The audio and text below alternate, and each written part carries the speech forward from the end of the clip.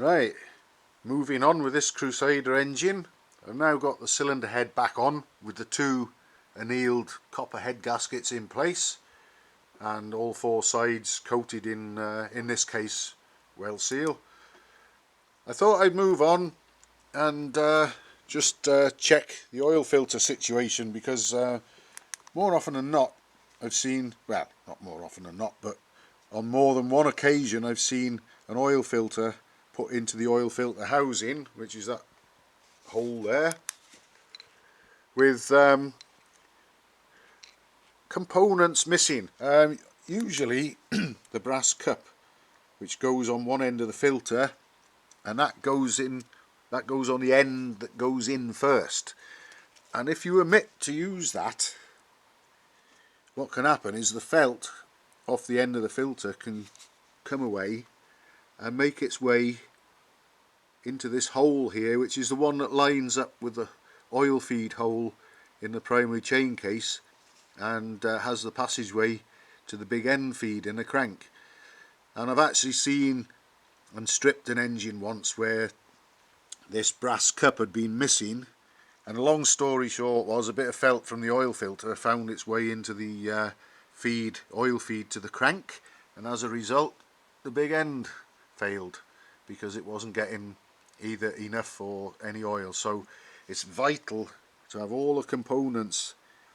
in place on the oil filter on the Crusader, and even there's a spring and a steel washer and a felt washer. They're all important. And another thing that I like to do if I can, whether we can see that, there's the hole at the bottom that the oil gets pumped through the filter and comes out there under pressure into the primary cover and then onto the big end. Whether we can see that, there's always a residue left in the bottom there. Now in the case of this engine, the whole stud for the oil filter cap has come out as well. Usually they stay put, and it's a little bit more difficult to do, but it's always worth using a long screwdriver and a rag and making sure that the bottom of that chamber is clear, because that is where all the crap gathers, right at the bottom, all ready to go through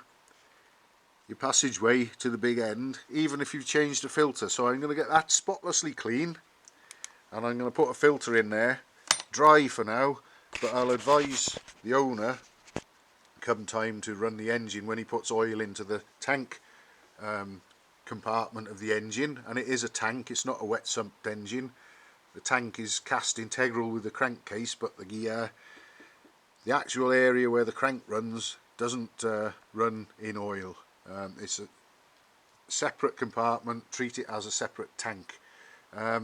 When he puts oil in there, I'll advise him that he also ought to take the cap off the oil filter and pour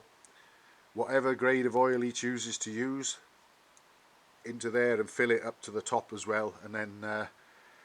that'll ensure that the crank and the big end get oil as soon as the engine starts spinning, and obviate any risk of running dry. So I'll clean everything up and I'll put a new filter in there, and then I'm hoping that the postman might just come with some bits and pieces for the gearbox today, although it was a little bit late in the afternoon when I ordered them, so I might have to wait until tomorrow for those.